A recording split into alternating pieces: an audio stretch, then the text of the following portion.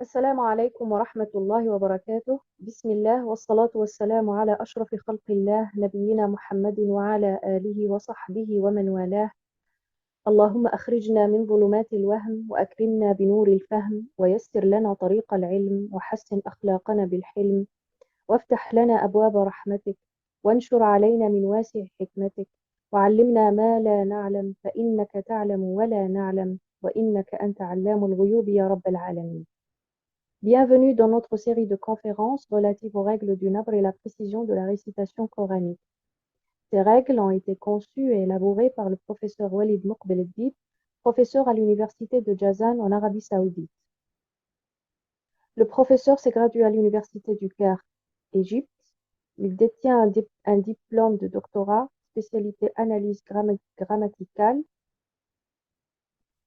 conjugaison et syntaxe, et la métrique poétique arabe. Il détient aussi un certificat authentifié attribué par l'Institut du Azhar al-Sharif, c'est-à-dire Al-Ijaza fi al-Qira'at al-Ashr. Ces conférences sont diffusées à partir de Al-Akademiya al-Alamiya lil-Nabr wa Istiqamat al-Ada' al-Qur'ani. Notez bien que cette conférence est une traduction de la conférence donnée en langue arabe par le professeur Walid Moqbel Eddib. Et avant d'entamer notre conférence sur An-Nabr, nous vous invitons à visiter notre page sur Facebook si vous souhaitez avoir de plus amples informations sur notre académie. L'académie offre à tous ses adhérents des cours gratuits en ligne afin de pratiquer les règles du Nabr et aussi des séances gratuites de perfectionnement de la tilawa ou bien la récitation du Coran. Donc n'hésitez pas à nous contacter, de nous laisser vos messages sur notre page Facebook. Nous sommes ravis pour notre première conférence de vous présenter les règles du Nabr qui vont vous permettre de réciter le Coran avec plus de précision. Rien de compliqué, ces règles sont très faciles à apprendre. Ils ont été élaborés de façon très simple, permettant leur assimilation rapide, même par un enfant. Le thème de notre conférence, c'est le rôle du Nabr dans la justesse de la récitation coranique. Alors, un Nabr, c'est quoi? C'est tout simplement l'accentuation. Les chapitres notre, de notre premier cours se présentent comme suit. Nous avons la définition du nabr en premier lieu.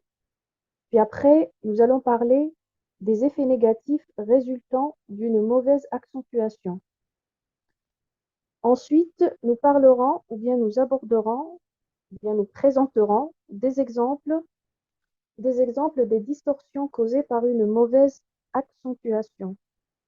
Et après, nous allons voir aussi l'attitude de nos prédécesseurs vis-à-vis du nabr.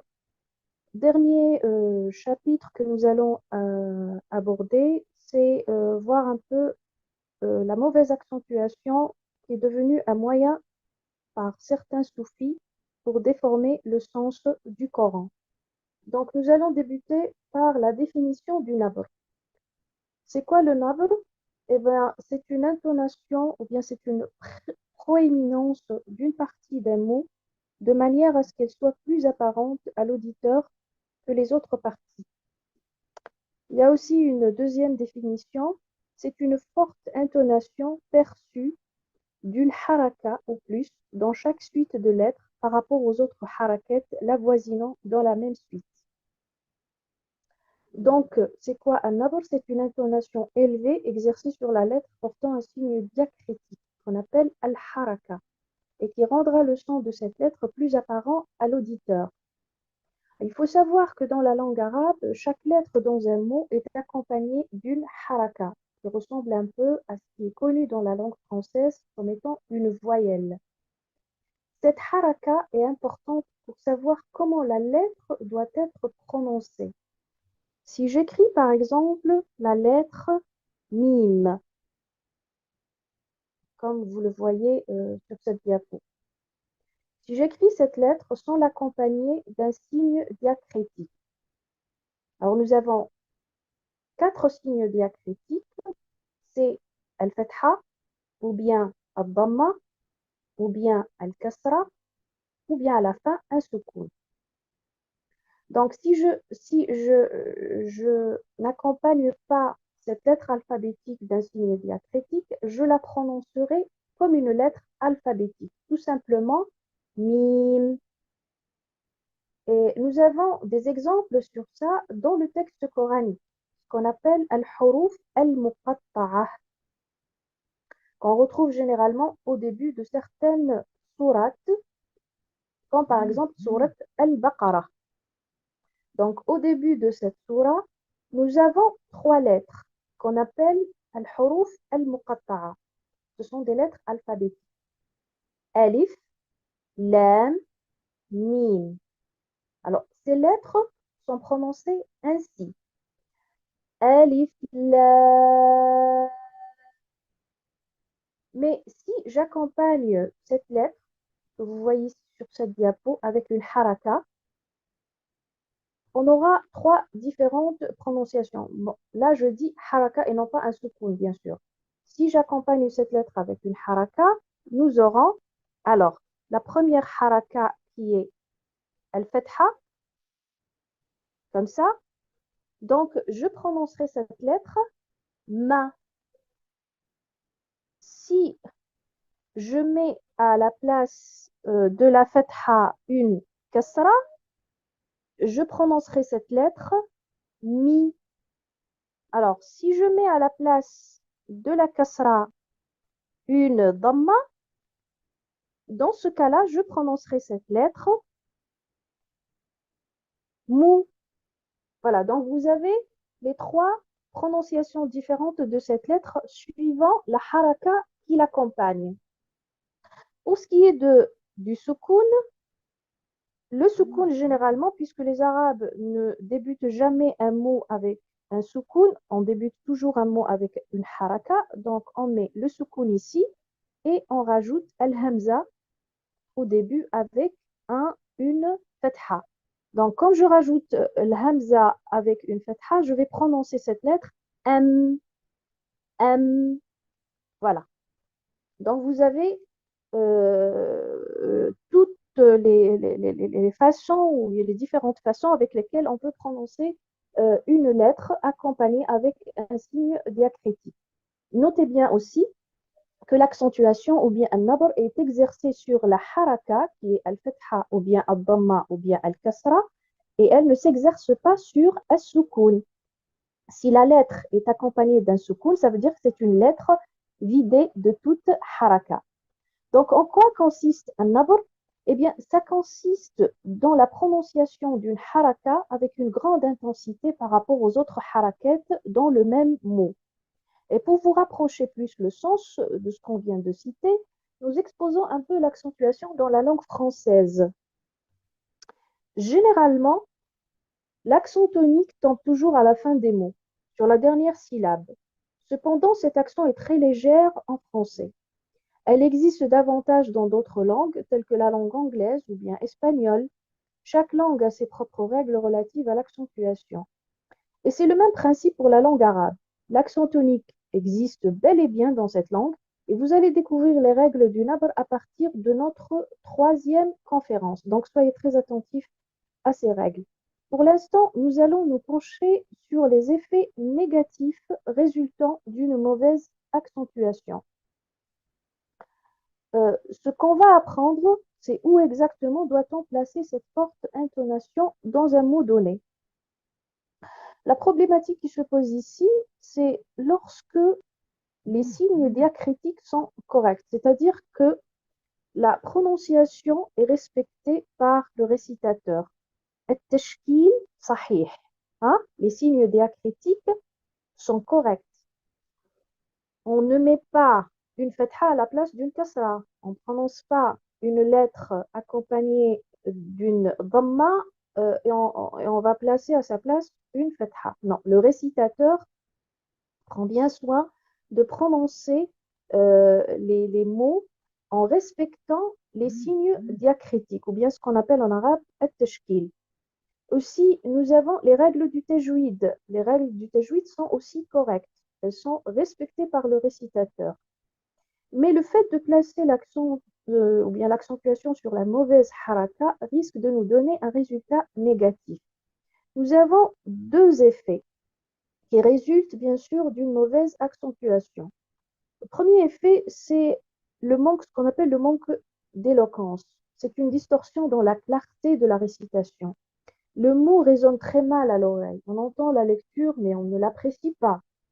Non pas à cause d'un non-respect du point d'articulation d'une lettre alphabétique ou bien le non-respect de ses caractéristiques. Il n'y a pas aussi une quelconque erreur de grammaire ou bien l'omission de prononcer une lettre dans un mot, mais le fait de placer incorrectement un nabr, la prononciation risque de paraître bizarre à l'auditeur. Et même si on comprend le sens du mot, la prononciation n'est pas appréciée par celui qui l'écoute. Comme par exemple le mot al-waqi'ah.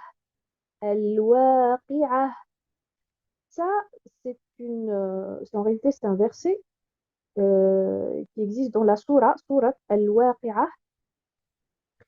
Si je place un nabr sur harakat al-ayn au lieu de placer un nabr sur harakat al-qaf, j'aurai cette prononciation. Al-Waqi'ah. Voilà. En mettant un nabr sur harakat al-ayn, j'aurai une façon de prononcer qui est complètement différente de la façon qui est juste. Donc, on dit al-waqi'ah et non pas al-waqi'ah. Ça sonne très mal à l'oreille de l'entendre prononcer ainsi. Deuxième effet qui résulte de cette mauvaise accentuation, la signification du mot est complètement déformée. En réalité, l'effet d'une mauvaise accentuation dépasse le niveau de la clarté dans la lecture, car il dévie le mot de son sens original. Euh, Par exemple, si je prends la lettre alphabétique Alif, Alif, l'accentuation ou bien un nabr se place au niveau de quelle haraka? C'est harakat al-hamza et non pas harakat al-lam. Si j'accentue la lettre lam al-maksoura au lieu du l'alif al-maftuha, c'est-à-dire fathat al-alif, j'aurai comme sens je tourne parce que je vais prononcer le mot comme ça. Alif, alif. Alors c'est alif et non pas alif. Donc vous voyez, il y a un impact sur le sens du mot, ou bien même en prononçant une lettre alphabétique, il faut faire attention en termes de nabr, parce que ça change. Au lieu d'une lettre alphabétique, on aura un verbe ou bien un nom qui a un autre sens. Voyons maintenant des exemples pratiques. Et à partir des exemples qu'on va présenter, nous allons apporter la preuve que si on ne fait pas attention au sens réel du mot, en les prononçant, on finira par placer l'accentuation de façon aléatoire. Alors, le premier exemple, c'est le mot lahum. Le premier exemple, c'est celui-là. Lahum. Ce mot comporte combien de harakat, combien de soukoun? Eh bien, deux harakat et un soukoun.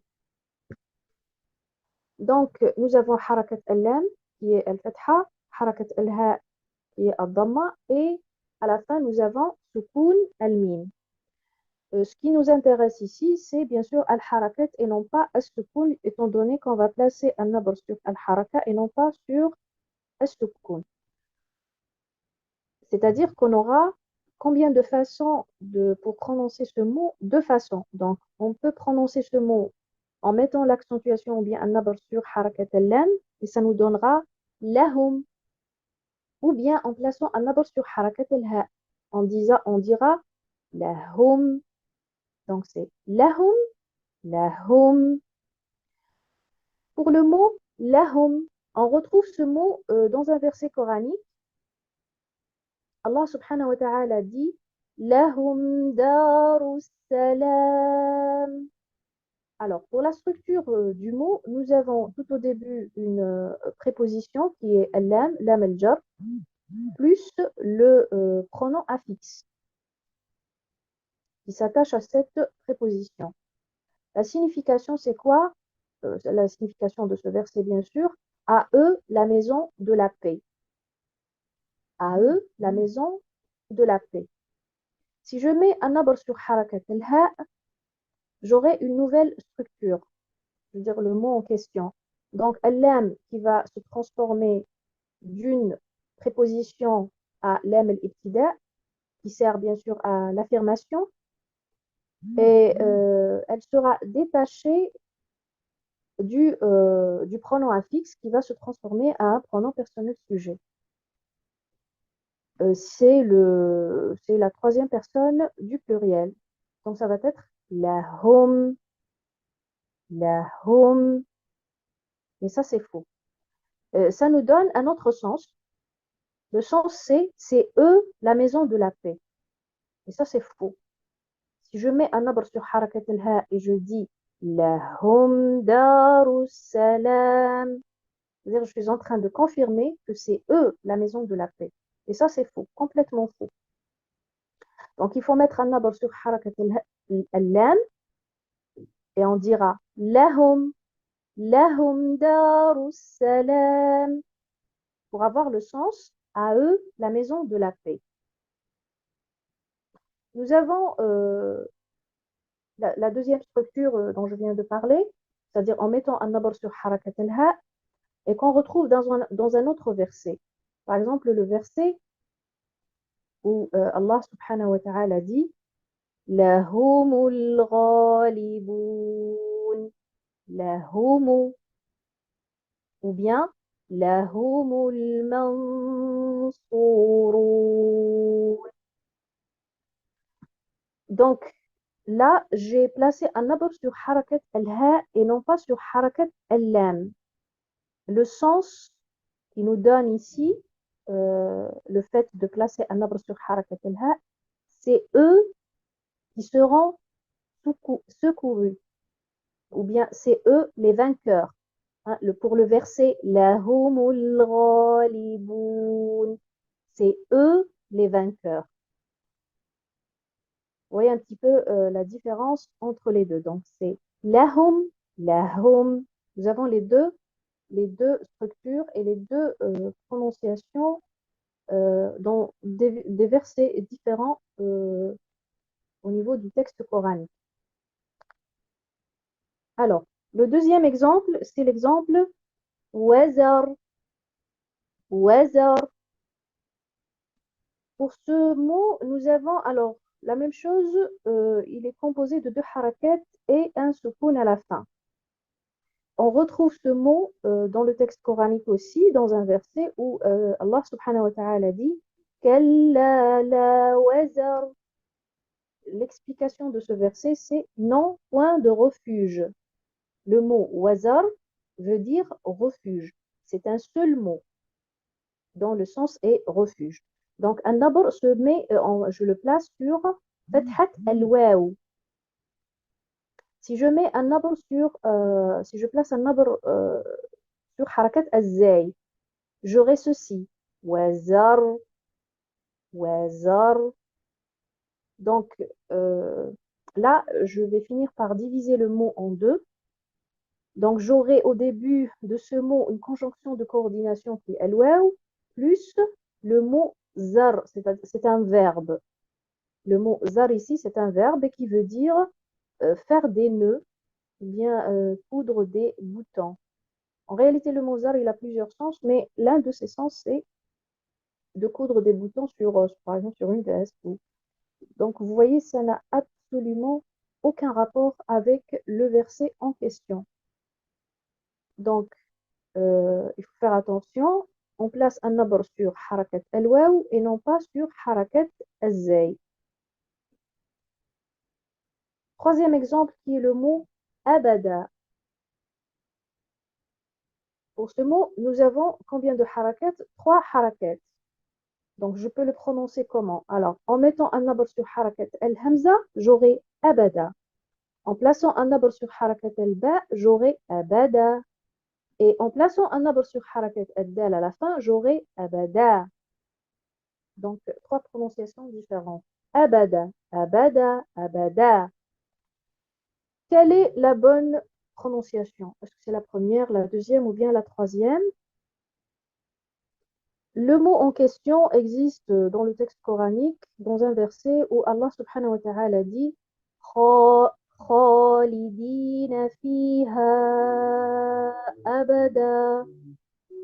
Le sens de ce verset, c'est pour y demeurer éternellement. Éternellement. Donc le mot abada veut dire éternellement. On place un nombre sur la première haraka et ça nous donne un seul mot avec un sens qui est le sens éternellement. Si je place un nombre sur la deuxième haraka qui est harakat al-ba, je finirai par diviser le mot en deux et j'aurai tout au début la forme d'interrogation qui est hamzat al-istifham plus le verbe bada qui veut dire apparaître. Donc je vais répéter si je dis bada en mettant un nombre sur harakat al-ba. Donc je divise le mot en deux, c'est une forme d'interrogation. C'est comme si je dis qui aura le sens est-ce qu'il est apparu? Est-ce qu'il est apparu? Vous voyez, ça n'a rien à voir avec le mot éternellement. Bien le sens, le premier sens original dans le verset qui est éternellement. Donc, ça diffère complètement en termes de sens par rapport aussi à la prononciation, parce que c'est comment je prononce, la façon avec laquelle je prononce le mot me donne le sens exact. Donc, la bonne prononciation ici, c'est de placer un nabr sur harakat al-hamza et de dire abada, et non pas abada, c'est faux, dans ce verset, bien sûr. Quatrième exemple, nous avons le mot faqa'u. فقعوا له ساجدين. Je donne comme exemple, bien sûr, ici le verset فقعوا له ساجدين. Le sens de ce mot dans ce verset, c'est jetez-vous alors prosterné devant lui. فقعوا, c'est-à-dire jetez-vous alors. Bien alors, jetez-vous. Prosternez-vous, prosternez devant lui. En réalité, c'était un ordre qui a été donné par Allah subhanahu wa ta'ala aux anges lorsqu'il a créé notre père Adam. Donc, il leur a demandé à ce moment-là de prosterner devant Adam, Sayyiduna Adam, alayhi salam. An-Nabr, où est-ce qu'on le place? On le place sur la deuxième haraka, harakat al-qaf. Et ça nous donnera bien sûr une conjonction de coordination au début qui est al-fa, plus le verbe s'accroupir ou bien prosterner. Plutôt c'est s'accroupir parce que le mot sajada qui veut dire prosterner. Donc là, vous voyez bien, l'accentuation, elle est placée sur harakat al-qaf. Elle est d'ailleurs, harakat al-qaf, elle est avec la lettre al-qaf, et pareil bien sûr sur cette diapo en couleur rouge, c'est pour dire, voilà, ça c'est la place où je devrais placer, plutôt la position où je devrais placer un nabr. Si je mets un nabr sur harakat al-fa, par exemple, et je dis faqa'u, faqa'u lahu sajidin, ben ça n'a pas de sens.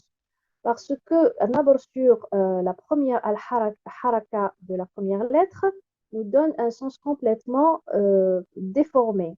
Et même le verset devient incohérent. Ça veut dire endommager. Faqa'u, c'est endommager, par exemple, les yeux d'autrui. Donc, entre endommager les yeux et s'accroupir, c'est deux sens qui sont complètement différents. Loin, vraiment, mais vraiment loin de se ressembler. Donc, un nabr ici, on le place sur harakat al-qaf. Et non pas sur harakat al-fa, bien sûr, dans le contexte, enfin, dans le verset que je viens de citer. Mais il faut savoir que ce mot, tel qu'il est rédigé, je peux le prononcer avec trois différentes façons. Je dis faqa'u ou bien faqa'u, en mettant un nabr, en plaçant un nabr sur harakat al-ayn. L'exemple suivant, c'est le mot afala. Afala. En plaçant un nabr sur harakat al-lam, donc j'aurai une combinaison de trois mots. Au début, c'est la forme d'interrogation qui est al-hamza. Puis après, nous avons la conjonction de coordination qui est alpha. Et à la fin, nous avons la lettre lam qui est lam al-nafi. Elle représente ici ou bien la fonction de la négation. Si on cherche dans le texte coranique, nous allons trouver un verset où Allah subhanahu wa ta'ala dit أفلا أفلا يرون ألا يرجع إليهم قولا. Le sens de ce verset, c'est ne voyait-il pas qu'il ne leur rendait aucune parole. Afala. Donc, le sens, c'est alors, si je rajoute au mot afala yarawna, ne voyait-il pas? Afala yarawna, le verbe c'est voir, yarawna, ne voyait-il pas? Afala, c'est une façon de s'exprimer avec, avec bien sûr la forme d'interrogation. On s'interroge avec une négation. C'est l'interrogation avec plus une négation. Si je place un nabr sur harakat al-hamza et je dis afala, afala et non pas afala, dans ce cas-là, nous aurons, au lieu d'avoir une combinaison de trois mots, ça deviendra un seul mot. Et ça déforme de façon, c'est-à-dire, j'aurai pas le sens réel du mot en question, parce que le mot afala, c'est un verbe, c'est le verbe s'éclipser ou bien disparaître. Donc, si je mets un nabr sur harakat al-hamza, j'aurai ce sens, ils se sont éclipsés. Pour ce mot, il est composé de trois harakat. Donc, je peux prononcer ce mot de trois façons différentes, suivant trois façons différentes. Donc, je peux dire afala, afala, afala. Bien entendu, le choix ici, il est porté sur le mot qui existe dans le texte coranique, donc où l'emplacement du nabr se trouve à quel niveau? Au niveau de la troisième haraka, qui est harakat al-lam. Donc, je prononce le mot ainsi, afala. L'exemple suivant, c'est le mot ma'an. En plaçant un nabr sur harakat al-mim, j'aurai le sens de l'eau. Al-ma, c'est l'eau. Mais bien sûr, ici, dans le texte coranique, bien sûr, en respectant les règles du tajwid, je vais prononcer le mot ainsi. Ma'an. Là, j'ai un principe ou bien une règle du tajwid qui est al-madd al-muttasil. Par contre, si je place un nabr sur harakat al-hamza, je prononcerai le mot ainsi. Ma'an. Alors, l'accentuation sur la deuxième haraka nous donne un sens différent et affecte les règles du tajwid. Ce qui est du sens, le sens ce sera dès que, au lieu du sens dont je viens de parler maintenant, qui est l'eau. Pour ce qui est des règles du tajwid, nous aurons al-madd al-muttasil qui va se transformer en madd munfasil. Donc, entre ma'an, ça, j'applique quoi? Ça, c'est les règles, ce qu'on appelle al-madd al-muttasil, dans les règles du tajwid. Mais si je dis ma'an, là, j'aurai al-madd al-munfasil et non pas al-madd al-muttasil. Donc, vous voyez bien, un nabr n'affecte pas uniquement le sens, mais il affecte aussi les règles du tajwid. L'exemple qui suit après, c'est le mot aoula. Aoula. Alors, aoula, ce sont deux mots. Nous avons au début une conjonction de coordination qui est aou, qui veut dire ou bien. Voilà, c'est ou bien, ou, plus la négation, la lettre qui représente la négation ici, qui est lam an-nafi.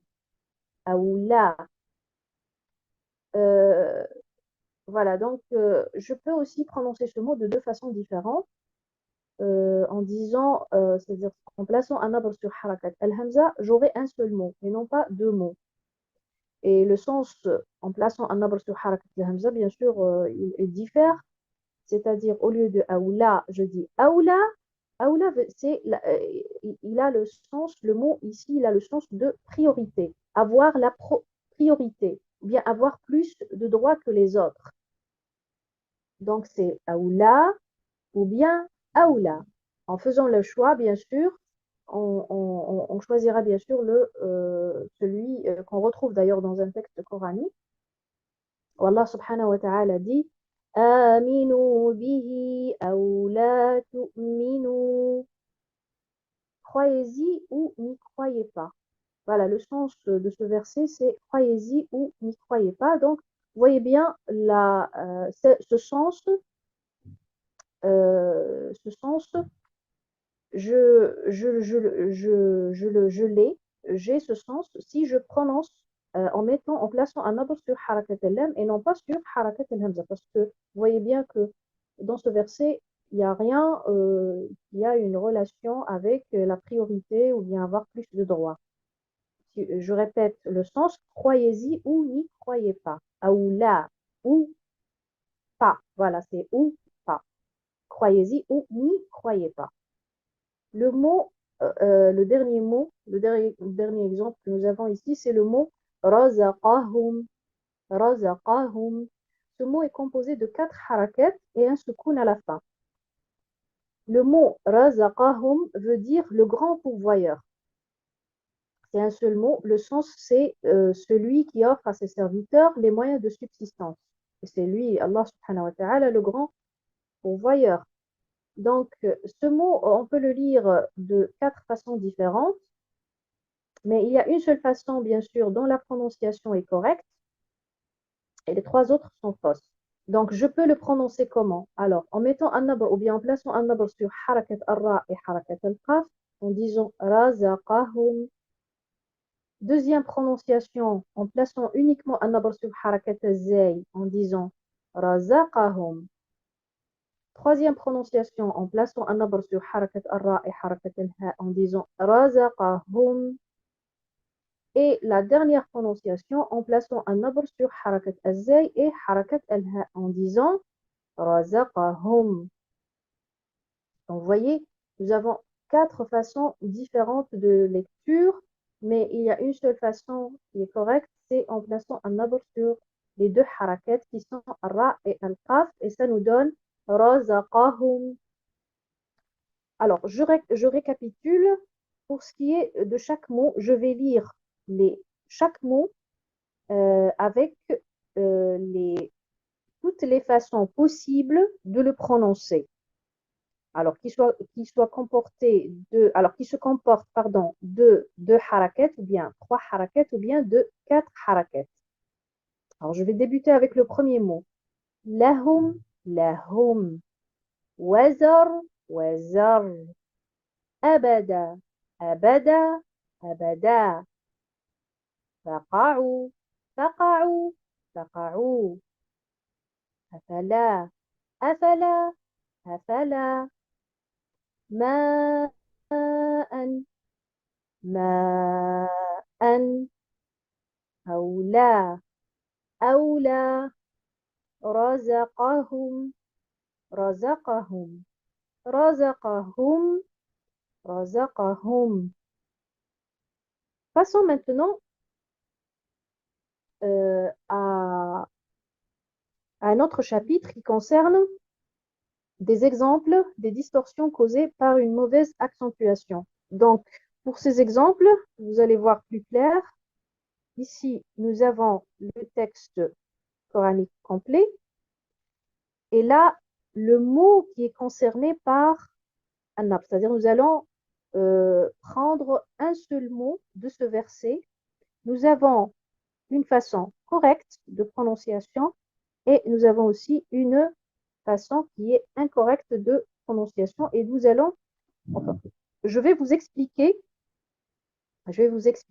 pourquoi cette façon, la première façon, elle est correcte, pourquoi la deuxième façon, elle est incorrecte.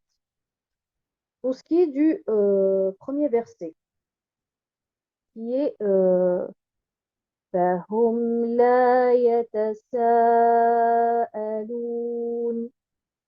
L'accentuation ou bien un nabr se présente au niveau de la deuxième haraka parce qu'il s'agit en réalité de 2 mots. nous avons au début de ce mot une conjonction de coordination qui est alpha, plus, après, nous avons un pronom affixe.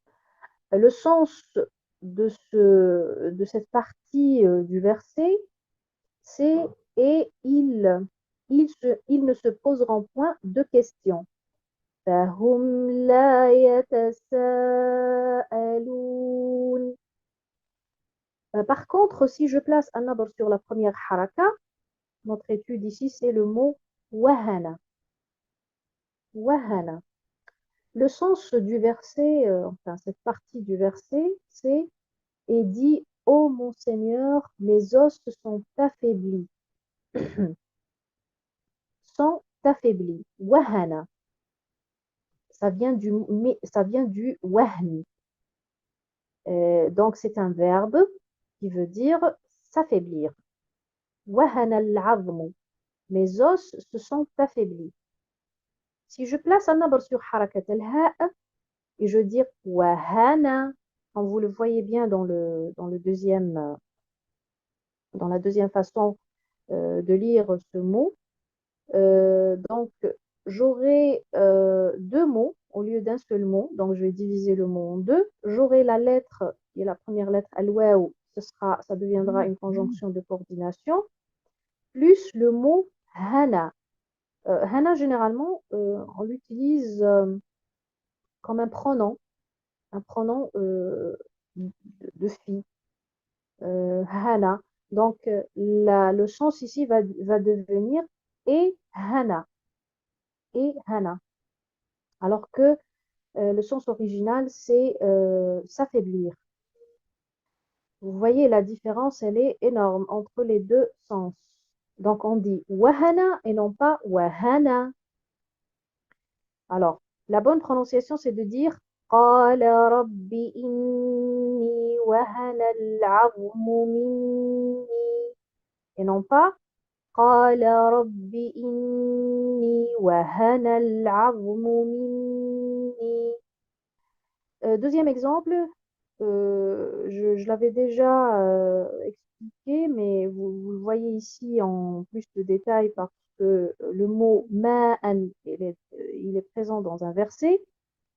Donc le verset dit, Allah subhanahu wa ta'ala dit, فَمَن يَأْتِيكُم بِمَاءٍ مَعِينٍ. Je place ici un nabr sur harakat al-mim. Si je place un nabr sur harakat al-hamza, c'est la dernière lettre du mot ma'in, bien sûr, comme vous pouvez le constater, l'écriture change. Et même le sens ici va changer.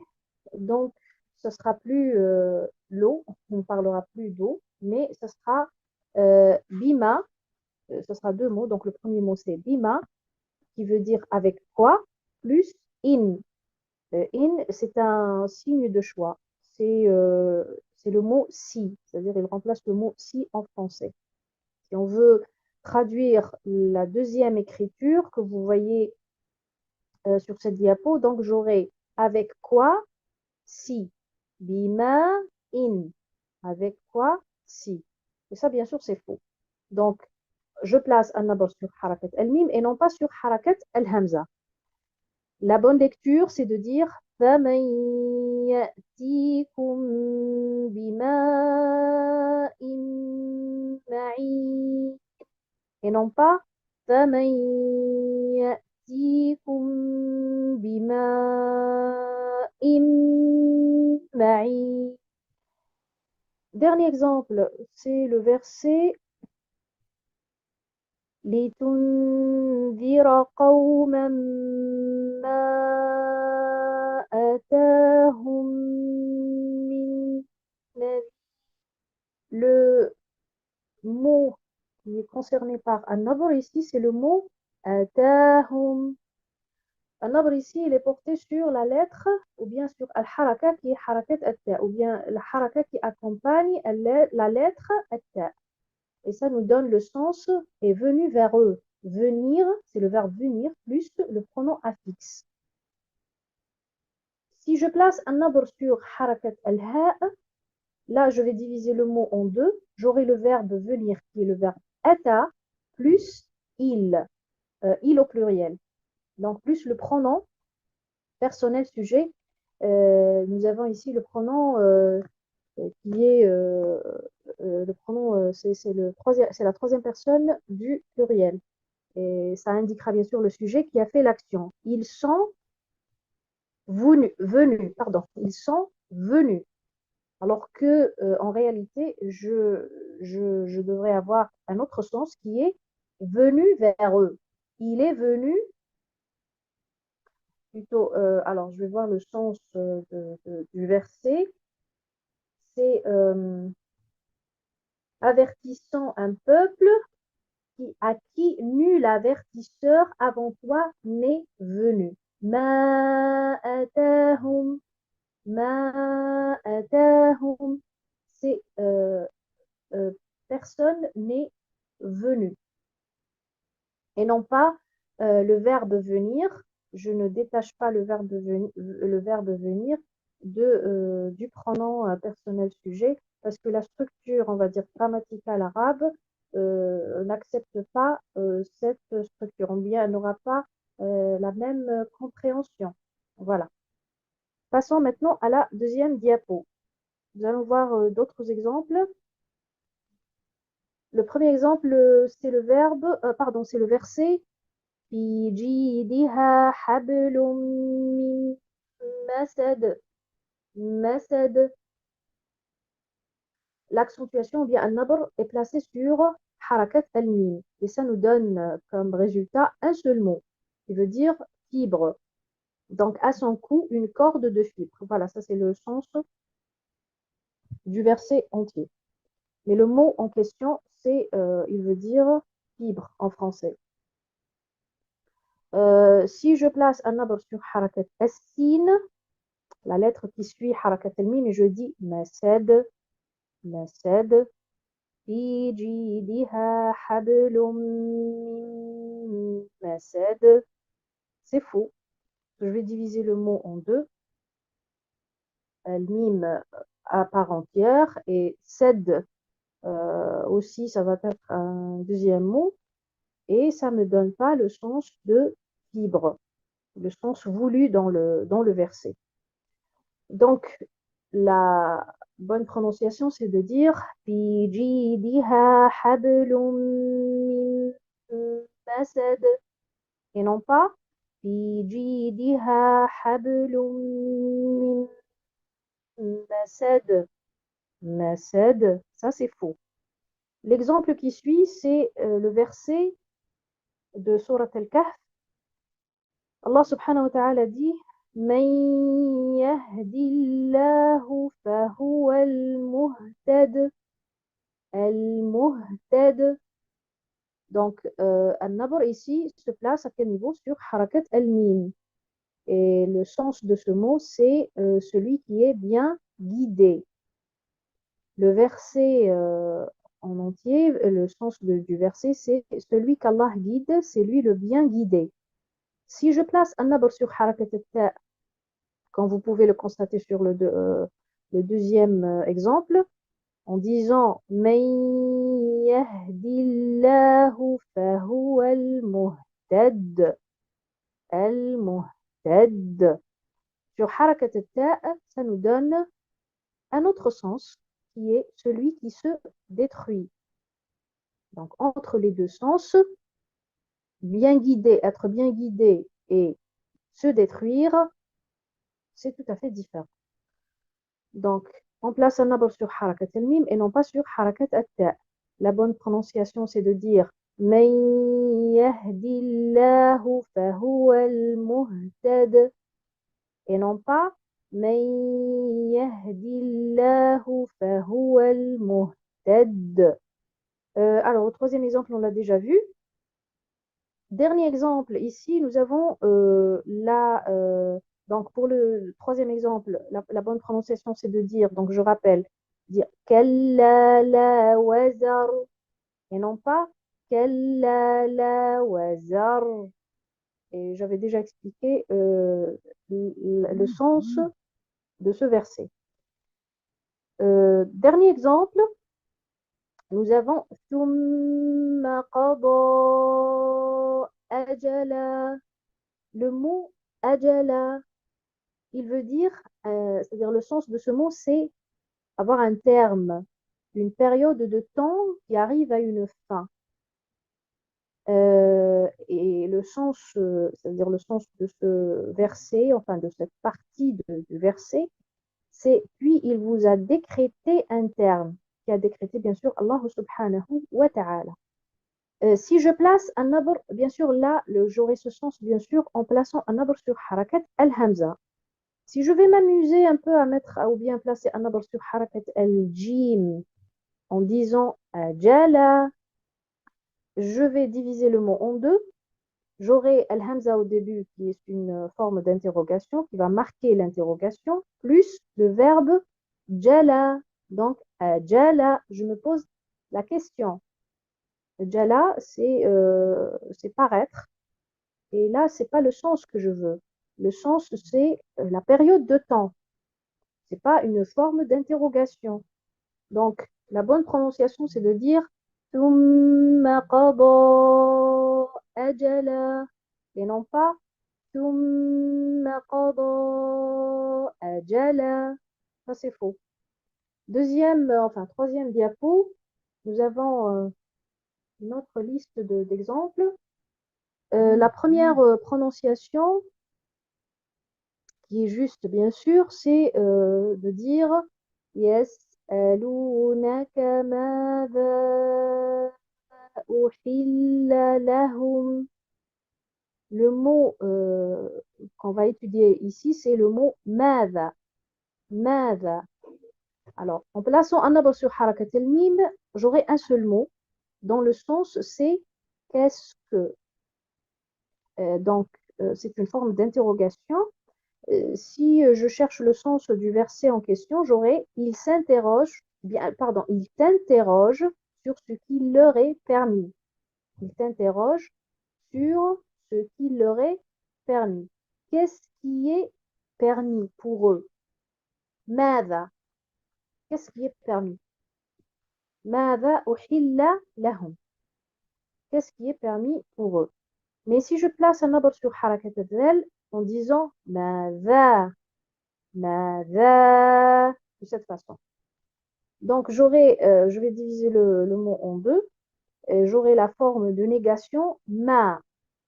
Le ma ici aura un autre sens. Enfin, ma a plusieurs sens, mais l'un de ces sens, c'est, ou bien de ces fonctions, c'est la forme de négation. Donc là, j'aurai plutôt, si je vais placer un arbre sur harakat al-dhal, je vais chercher le sens de ce que je viens de prononcer, c'est-à-dire en disant yas'alunaka madha uhilla lahum. Donc, il s'interroge sur ce qui n'est pas permis à eux. Madha, ce qui n'est pas permis. Et là, c'est faux, parce que le sens du verset, c'est qu'il s'interroge, enfin, il t'interroge, ou bien il te pose la question sur ce qui leur est permis, et non pas sur ce qui ne leur est pas permis. Voilà, j'y arrive. Alors, donc, pour ce qui est de la prononciation de ce verset, donc je dis Yas'alunaka madha uhilla lahum, et non pas يسألونك ماذا أحل لهم. Le verset ou bien l'exemple qui suit après, c'est le verset, un verset de sourate An-Nur. وآتوهم من مال الله, qui veut dire, quel est le sens de ce verset? Et donnez-leur des biens d'Allah. Et donnez-leur des biens d'Allah qui vous a accordé. من مال الله الذي آتاكم. Voilà, on aura le sens global. وآتوهم من مال الله الذي آتاكم. Donnez-leur des biens d'Allah qu'il vous a accordés. Le mot mali, avec un sur harakat al-mim, veut dire argent. Il veut dire argent. C'est les biens. Par contre, si je place un nabr sur harakat al-lam, donc la lettre al-lam va se transformer à une préposition et elle s'attachera au nom de Allah, ce qui nous donne le sens de. Alors, je vais essayer de lire le verset avec la mauvaise prononciation.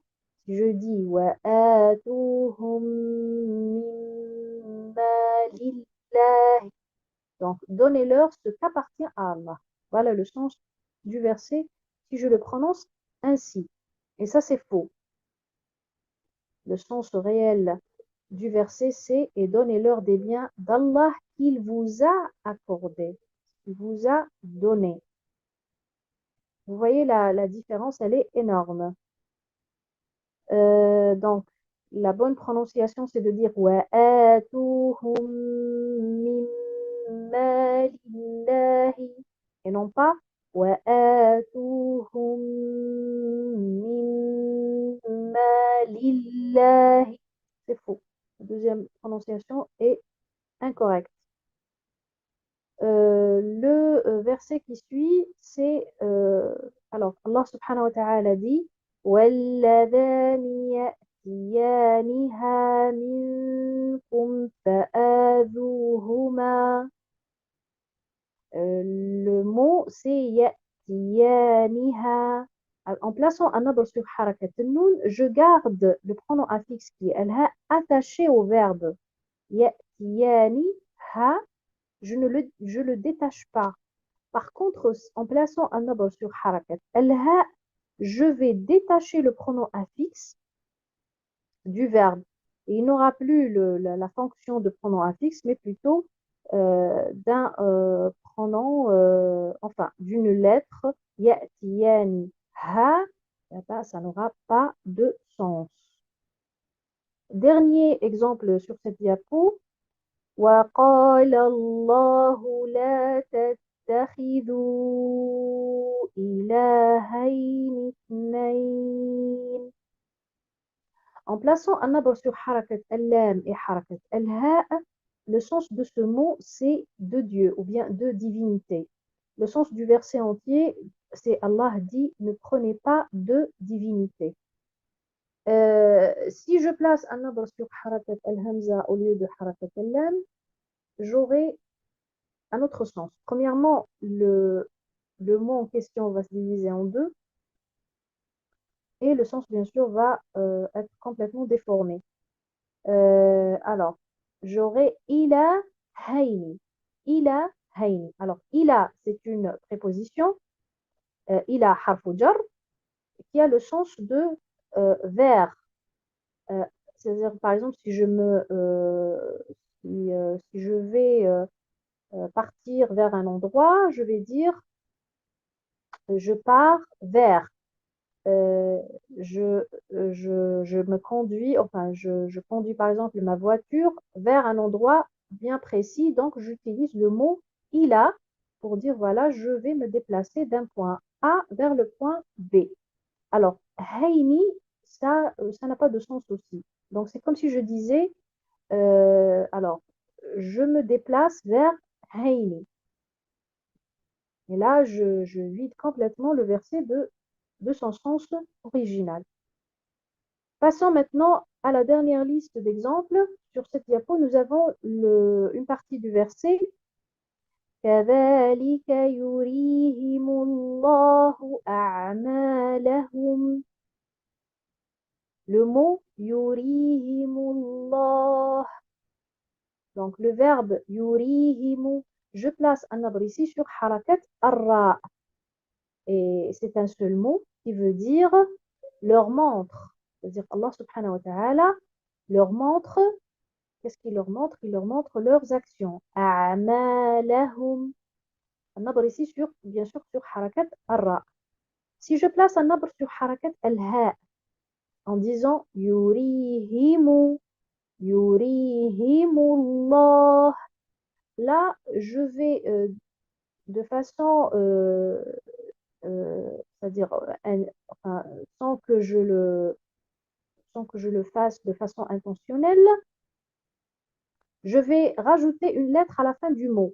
En plaçant un nabr sur harakat al-ha, je vais prononcer une lettre, une voyelle langue qu'on appelle al-waw al-maddiya. Yurihimu. Alors, il y a un rajout, le rajout d'une nouvelle lettre dans le texte coranique. Et ça, c'est tout à fait interdit. Non seulement c'est faux, mais c'est interdit et ça aura bien sûr un impact sur, même sur ahkam tajwid, les règles du tajwid, parce qu'on appelle ça al-lahnu al-jali. C'est une erreur flagrante. Donc, je dis yurihimullah et non pas yurihimullah. Ça, c'est faux. Deuxième exemple, وَقَدْ أَفْلَحَ الْيَوْمَ مَنِ اسْتَعْلَى. C'est la même chose pour cet exemple. Donc, en plaçant un nabr sur harakat al-hamza, le mot aflaha aura le sens de réussir. Il a réussi. C'est un verbe qui est conjugué à la troisième personne du singulier. Aflaha, c'est lui qui a réussi. Par contre, si je place un nabr sur harakat al-lam, là, je vais, alors en termes de prononciation, je vais dire وَقَدْ أَفْلَحَ الْيَوْمَ مَنِ اسْتَعْلَى. وَقَدْ أَفْلَحَ الْيَوْمَ. أَفْلَحَ. Vous voyez, ça, sans faire attention, je vais rajouter une lettre à la fin de ce mot, ou bien de ce verbe, qu'on appelle l'alif al-maddiyah. Donc, le verbe va être conjugué pour deux personnes. Ils ont réussi. Donc, le sens original du mot, c'est il a réussi, et non pas ils ont réussi. Voilà, donc il faut faire attention pour ce qui est de l'emplacement du nabr. Donc, je dis aflaha al-yawm et non pas aflaha al-yawm. Passons maintenant à l'avant-dernier exemple, c'est le verset de Surat al-An'am. وإذا جاءك الذين وإذا جاءك الذين le sens de ce verset c'est et lorsque viennent vers toi. Donc nous avons le verbe ja'a plus un pronom affixe. C'est le pronom de l'interlocuteur à la fin. Si, bien sûr, là, j'ai placé un nabr ou je l'ai placé sur harakat al-hamza. Si je place un nabr sur harakat al-kaf, donc j'aurai, en termes de prononciation, ça va nous donner وَإِذَا جَاءَكَ الَّذِينَ. Donc, al-kaf ici, qui est à la fin du verbe ja'a, se transforme à kaf at-tashbih, qui sert à la ressemblance. Et elle va nous donner ce sens. Et lorsque vient vers toi celui qui ressemble. Donc, si je continue le verset, j'aurai وَإِذَا جَاءَكَ الَّذِينَ يُؤْمِنُونَ بِآيَاتِنَا. Donc, en utilisant cette forme de ressemblance, donc j'aurai et lorsque vient vers toi celui qui ressemble, ou bien ceux qui ressemblent aux fidèles. Alors qu'en réalité, le sens du verset, c'est et lorsque viennent vers toi les fidèles, ou bien ceux qui croient à nos versets. Voilà, là, vous voyez la différence. Donc, on dit وَإِذَا جَاءَكَ الَّذِينَ et non pas وَإِذَا جَاءَكَ الَّذِينَ. كَالَّذِينَ, là, je vais attacher harf al-kaf, la lettre al-kaf, au deuxième mot, le mot qui suit, qui est الَّذِينَ, et ça, c'est faux. Dernier exemple, nous avons le verset, Allah subhanahu wa ta'ala dit وَقَلِيلٌ مِّنْ عِبَادِيَ الشَّكُورِ. Je place un nabr ici sur harakat ad-dal et non pas sur harakat al-ya. Parce que si je place un nabr sur harakat al-ya al-maftuha, là, al-ya al-maftuha va se transformer à une interjection qui est une forme d'interpellation. Si je dis وَقَلِيلٌ مِّنْ عِبَادِيَ الشَّكُورُ. Vous voyez la différence entre عِبَادِيَ et عِبَادِيَ. Vous voyez la différence, elle est énorme entre les deux. Donc, al-ya ici, si je place un nabr sur harakat al-ya, elle va se transformer, comme je viens de le dire, à une forme enfin, c'est une interjection, c'est ya an-nida, après avoir été au début un pronom affixe. C'est le pronom du locuteur. Donc, on dit وَقَلِيلٌ مِّنْ عِبَادِيَ الشَّكُورُ et non pas وَقَلِيلٌ مِّنْ عِبَادِيَ الشَّكُورُ. Alors, vous voyez bien, c'est-à-dire, puisqu'on a défilé un bon nombre d'exemples, que l'emplacement du nabr, ou bien là où je vais placer un nabr dans un mot, c'est très important parce que si je place un nabr là où il ne faut pas, j'aurai un sens complètement différent de celui qui est voulu dans le texte coranique. Donc il faut faire attention pour préserver le sens des mots, le sens des versets. Il faut faire attention où je vais placer un nabr dans un mot. Et après avoir exposé tous ces exemples, nous allons découvrir quelle était l'attitude de nos savants prédécesseurs concernant un nabr. Alors, est-ce que nos prédécesseurs se sont intéressés à l'effet que provoque l'accentuation et de quelle façon ils ont présenté leur théorie concernant la bonne prononciation des mots dans leurs livres, dans leurs études? Alors, l'un des premiers pionniers qui a appelé à la précision dans la lecture du Coran, c'est l'imam Abu Muzahim al-Khaqani, décédé en l'an 325 Hijri, c'est-à-dire plus de 10 siècles. Dans son livre Al-Fath al-Rabbani, il a écrit le premier poème, très connu jusqu'à présent par Qasidat al-Ra'iyya, illustrant surtout les règles du tajwid. Sur cette diapo, nous allons présenter les vers en relation avec notre thème, qui est l'accentuation, bien an-nabr. Alors, je vais lire les vers en langue arabe, puis après, je vais présenter leur traduction en langue française. Donc, l'imam dit أيا قارئ القرآن أحسن أداءه يضاعف لك الله الجزيل من الأجر فما كل من يتلو الكتاب يقيمه ولا كل من في الناس يقرئهم مقرئ. Ô lecteur du Coran, améliore ta récitation et Allah te doublera ta rétribution. Pas tous ceux qui récitent ce livre ne le considèrent vraiment en termes de lecture et en termes d'observation du sens des mots qu'ils prononcent. Et pas tous ceux qui enseignent les gens sont des experts dans la récitation. Alors, dans cette première partie, l'imam nous encourage à perfectionner notre récitation et attire notre attention sur le fait que beaucoup de gens apprennent les règles de la récitation et enseignent aux autres la récitation du Coran, mais leur prononciation ne s'accorde pas avec le sens des versets coraniques. Et à ce stade, on comprend que l'amélioration de la récitation coranique est placée à un rang plus élevé que celui du tajwid.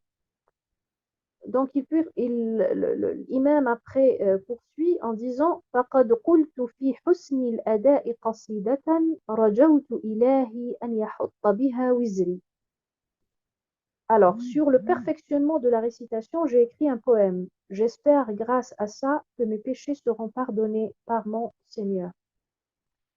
Dans les vers qui suivent, il dit فَإِنْ أَنْتَ حَقَّقْتَ الْقِرَاءَةَ فَاحْذَرِ الزِّيَادَةَ فِيهَا وَاسْأَلِ الْعَوْنَ ذَا الْقَهْرِ. Si tu maîtrises bien ta lecture, prends garde à ne pas y mettre des rajouts et demande l'aide du Tout-Puissant. Alors, il faut dire là que an-nabr, ou bien l'accentuation, nous aide réellement à ne pas rajouter ou de diminuer de lettres dans le Saint-Coran. Après, l'imam dit زِنِ الْحَرْفَ لَا تُخْرِجْهُ عَنْ حَدِّ وَزْنِهِ فَوَزْنُ حُرُوفِ الذِّكْرِ مِنْ أَفْضَلِ الْبِرِّ. Mesure bien la prononciation de la lettre, ne la mets pas hors de sa dimension. Bien mesurer les lettres sacrées est la meilleure bienfaisance. Donc, la prononciation des lettres de la langue arabe doit suivre une certaine mesure, se conformer à des règles précises. On ne peut pas s'amuser à allonger le son d'une lettre ou bien le diminuer sans raison valable, ou mettre des intonations sur al-haraka quand bon nous semble, parce que le risque est grand, il s'agit bien des versets coraniques. Il ne faut pas déformer le sens des versets. Alors, il continue de dire, l'imam, dans les vers qui suivent, وخفف وثقل واشدد الفك مذ أتى ولا تفرطا في الفتح والضم والكسر. Allégez, renforcez et serrez votre mâchoire là où il faut. Et n'abusez pas dans le temps d'allongement des trois types de voyelles. On appelle le fatha, al-dhamma et al-kasra. Parce qu'en langue arabe, nous avons les voyelles longues et les voyelles courtes.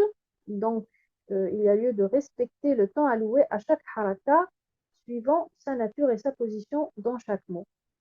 L'imam finit bien sûr, c'est-à-dire notre choix a été porté sur le dernier vers. وَمَا كَانَ مَهْمُوزًا فَكُنْ هَامِزًا لَهُ وَلَا تَهْمِزًا مَا كَانَ نَحْنًا لَدَى النَّبْرِ.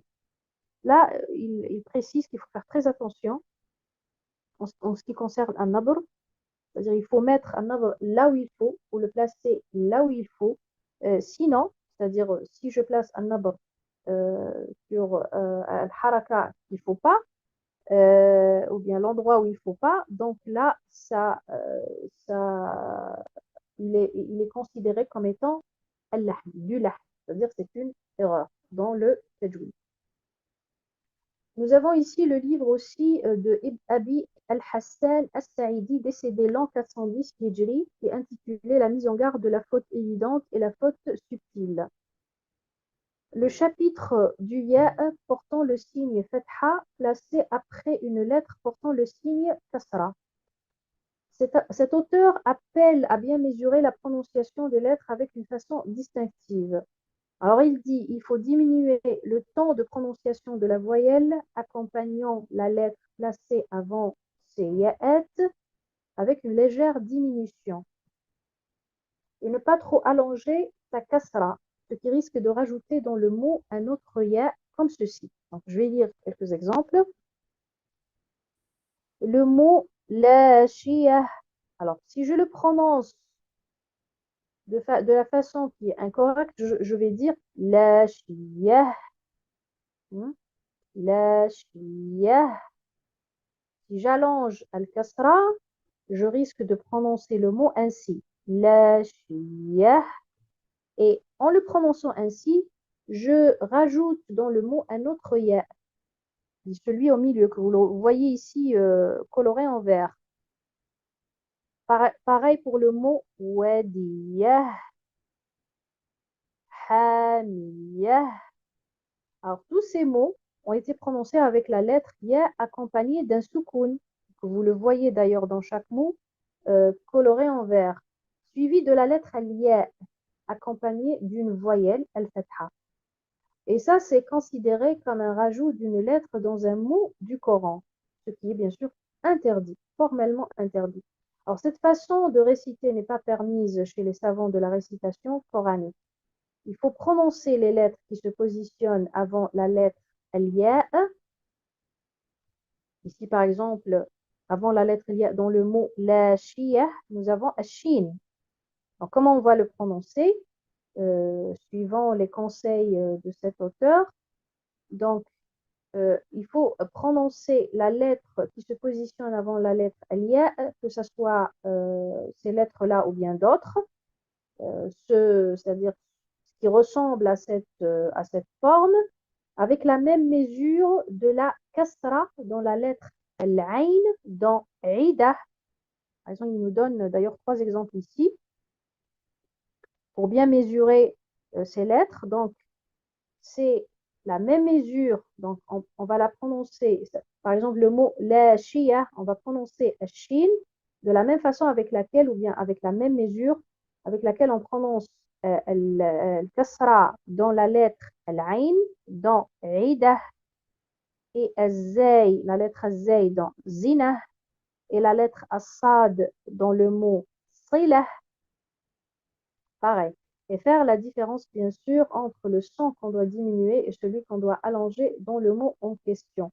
Donc, la façon avec laquelle je devrais lire ces mots, ces trois mots qui sont lashiyah, wadiyah, hamiyah, là, c'est la mauvaise prononciation. La bonne prononciation, c'est de dire lashiyah. Vous voyez, je n'allonge pas la kasra. Je ne dis pas la shiyah. Non, ça c'est faux. Alors c'est la shiyah, wadiyah, hamiyah.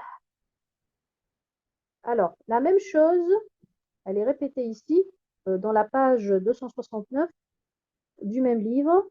L'auteur illustre dans un chapitre la lettre al-waw accompagnée de la voyelle fatha, devancée par une lettre portant le signe diacritique ad-damma. Alors il dit on doit diminuer le temps de prononciation d'une lettre accompagnée de la voyelle damma placée devant al-waw et ne pas l'allonger, ne pas abuser dans le prolongement du son, donc bien dans l'allongement du son. Car si c'est le cas, cet allongement produira un deuxième waw, faisons une deuxième lettre qui est al-waw, al-waw al-maddiya, et on aura à la fin deux waw. Le premier waw portera le signe sukun et le deuxième sera accompagné d'une fatha. Comme par exemple le mot ici, alors je vais prononcer celui-là, qui est là où on a rajouté al-waw dans le mot, donc c'est huwa et non pas huwa. Si je vais prononcer, si je vais abuser un petit peu dans la damma en disant huwa, je vais rajouter un autre waw au milieu, qui est celui que vous voyez ici, coloré en vert. Euh, par, par exemple, le deuxième exemple ici, Wallahu, ça c'est faux. Je devrais dire plutôt huwa et non pas huwa. Pareil ici pour le troisième exemple, la huwa khayru. C'est faux. C'est la huwa et non pas la huwa. Alors, le mot nabr n'a pas été utilisé par l'auteur, mais le résultat de sa théorie nous ramène, ou bien nous ramène au bénéfice tiré du concept que nous avons expliqué qui est un nabr. Et nous verrons d'ailleurs dans les prochains cours, vous allez voir cette similitude entre nos règles, enfin les règles qui ont été élaborées par le docteur Walid Moukbel-Edib et ce qui est dit par les anciens savants.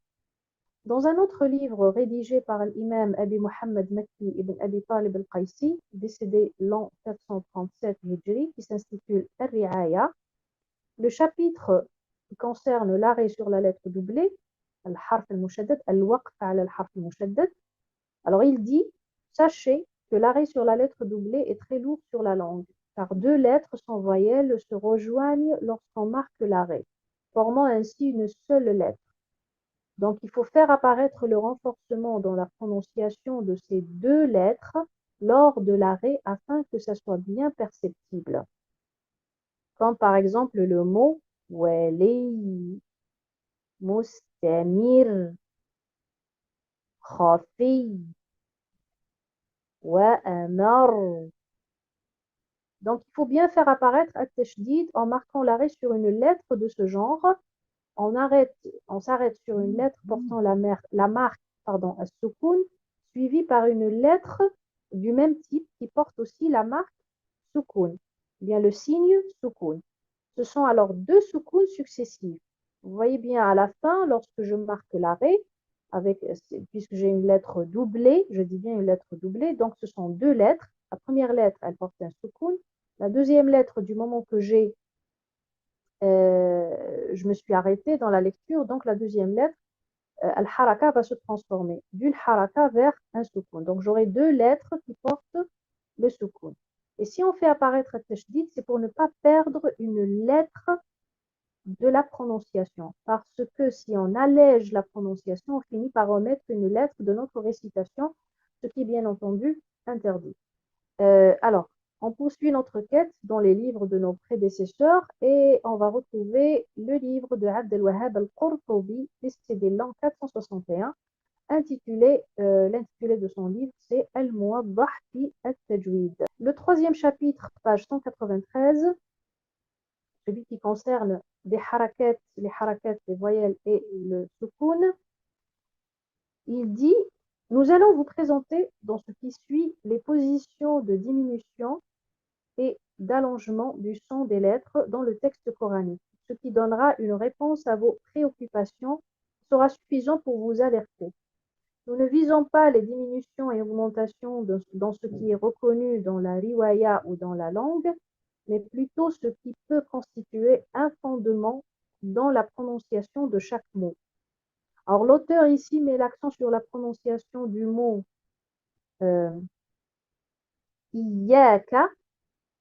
Alors il dit, pour ce qui est de la fatha et de la lettre al-kaf, al-fatha de la lettre al-kaf, cette lettre finale qu'on voit dans le mot iyaka, il faut la prononcer rapidement, après al-alif al-maddiya, sans s'attarder ou bien s'arrêter dans la prononciation, ce qui risque de l'allonger et de l'étirer. Aussi, il rajoute qu'il faut faire apparaître al-fatha du waw après al-dal al-madmouma, parce que al-waw est une lettre discrète, subtile. Si on ne la prononce pas clairement, elle risque de ne pas apparaître. Puis l'auteur a repris les mêmes exemples déjà cités dans le livre qu'on vient de voir, en nous mettant en garde à ne pas allonger Fathat al-Ya, et il a précisé, on entend beaucoup des récitateurs de notre temps, quand ils marquent l'arrêt, ils allongent al-Fatha et ils l'étirent au point où elle devient alif. Donc, j'ai quelques exemples ici. Par exemple, le mot mahiyah, mahiyah. Donc là, je viens de dire, il étire au point où elle devient alif. Donc, à tel point que j'ai étiré, donc je finis par avoir un alif meddiya au milieu du mot. Par exemple, le mot hamiyah, ça c'est faux. Parce qu'en réalité, je devrais dire hamiyah, mahiyah. Et c'est pareil, alors il continue de dire, et c'est pareil pour tous ceux qui se présentent comme harakat qui précèdent des lettres finales. Il ne faut pas les allonger. Comme par exemple le mot al-abtar. On ne dit pas al-abtar, mais c'est al-abtar. Pareil pour le mot, par exemple, al-balad. On ne le prononce pas ainsi. La prononciation correcte, c'est de dire al-balad. Donc, la règle est appliquée pour toutes les formes identiques qui ressemblent à ces exemples. Puis, l'auteur continue par présenter la lettre doublée, ici. Donc, pour ce qui est de la lettre doublée, il dit, s'il y a une lettre doublée qui le suit, comme par exemple le mot, nous avons le verset ici présent, vous pouvez le constater ici, celui-là. Alors, je lis le verset ainsi. Ya sahibayi sijin. Donc là, il faut alléger la prononciation du ya à la fin et l'accompagner avec une kasra et la détacher de la lettre doublée as-sin, qui se trouve dans le deuxième mot, as-sijin. Donc, je ne prononce pas ce verset ainsi. Ya sahibayi sijin. Ça, c'est faux.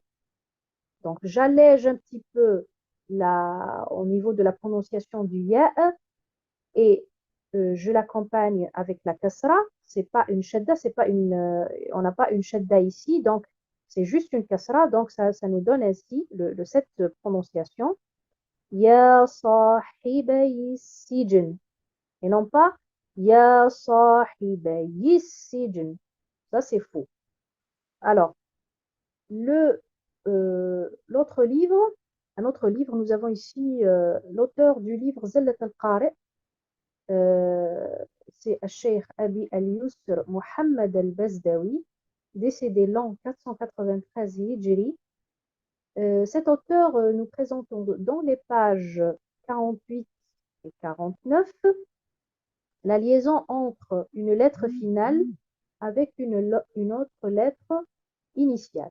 Alors il dit, si le lecteur fait la liaison d'une lettre finale avec une lettre placée au début de deuxième mot, en lisant Iyyaka na'bud, en attachant al-kaf, la lettre al-kaf avec la lettre an-noun, ou bien lire ghayril maghdubi alayhim, en attachant la lettre al-ba avec la lettre al-ain, certains savants ont jugé que sa prière est gâchée, ou bien elle est nulle.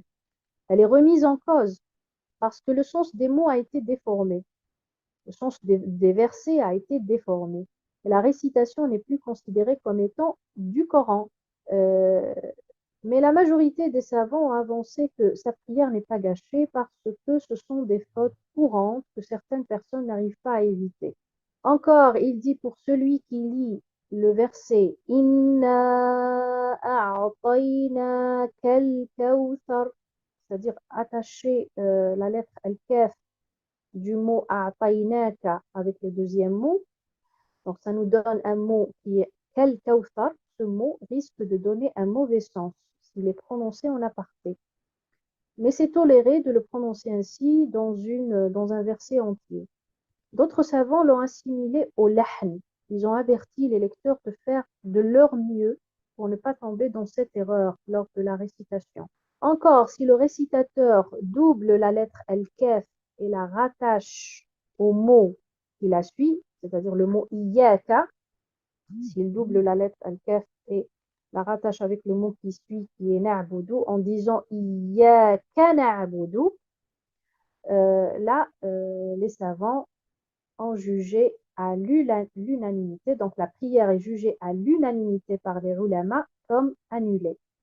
Le jugement est pareil si le récitateur lit wa iyyaka nasta'in en doublant la lettre al-kaf. Ça, c'est une erreur fatale dans la récitation qu'on peut en réalité éviter afin d'avoir une prière correcte et acceptée.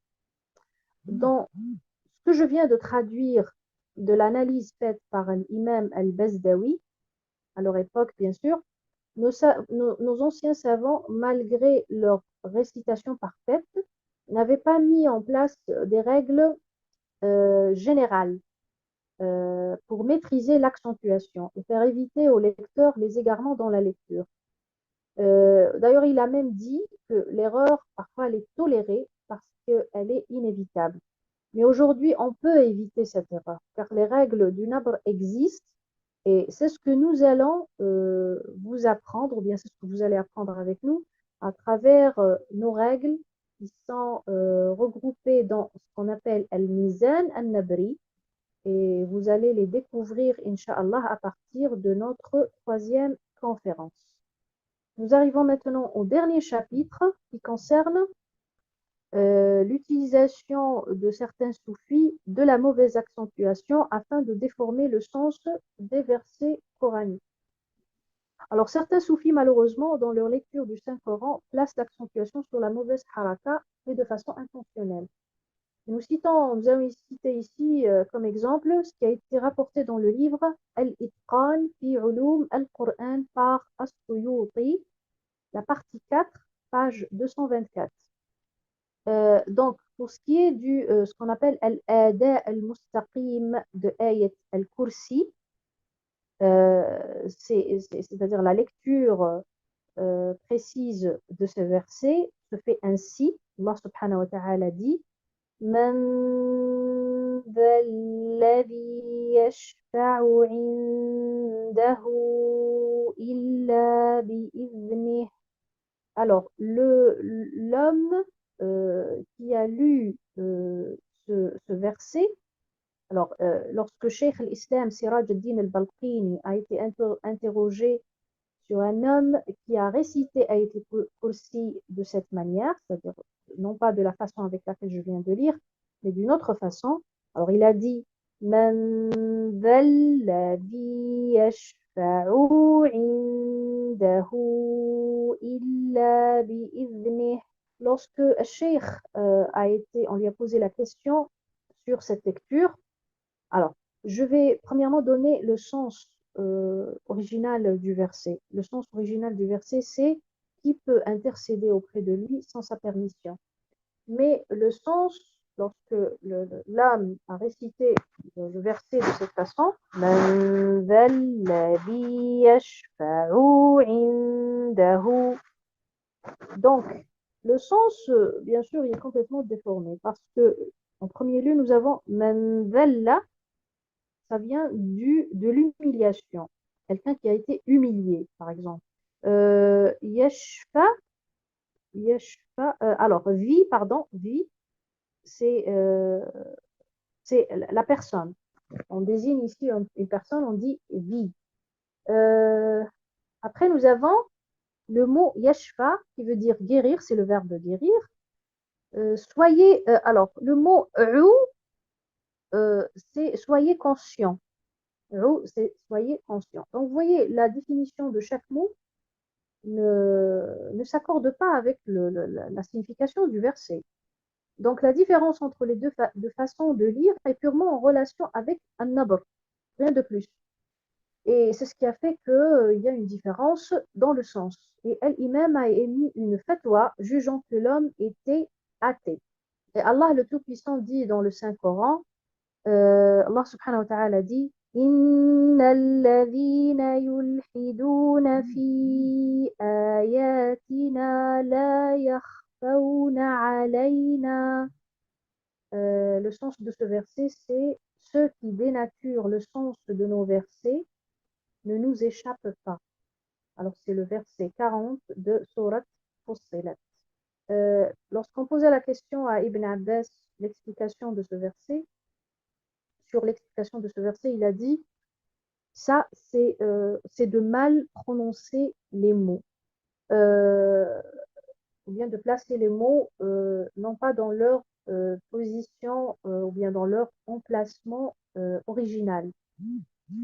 Et cet exemple très significatif nous alerte et nous démontre à quel point un nabr est important dans la récitation du Coran. Le prophète et ses compagnons faisaient très attention à leur récitation du Coran et surtout les positions du nabr. Le prophète sallallahu alayhi wa sallam dictait à ses compagnons les versets coraniques avec beaucoup de précision. Et vous savez, ce qu'on dit, c'est généralement transcrit tel qu'il est perçu par l'oreille. Et si la récitation comportait des erreurs, on aurait intercepté ces erreurs dans les textes coraniques, car le texte n'aurait tout simplement donné aucune signification. Et ça, c'est une preuve incontestable que la récitation du prophète et de ses compagnons était juste. Et c'est une preuve aussi de l'importance qu'ils accordaient au nabr. J'espère que cette conférence vous a été bénéfique. Nous vous remercions à la fin de votre attention. On se verra au prochain cours, Inch'Allah. Je vous dis Subhanakallahumma wa bihamdik, ashhadu an la ilaha illa ant, astaghfiruka wa atubu ilayk. Wassalamu alaykum wa rahmatullahi wa barakatuh.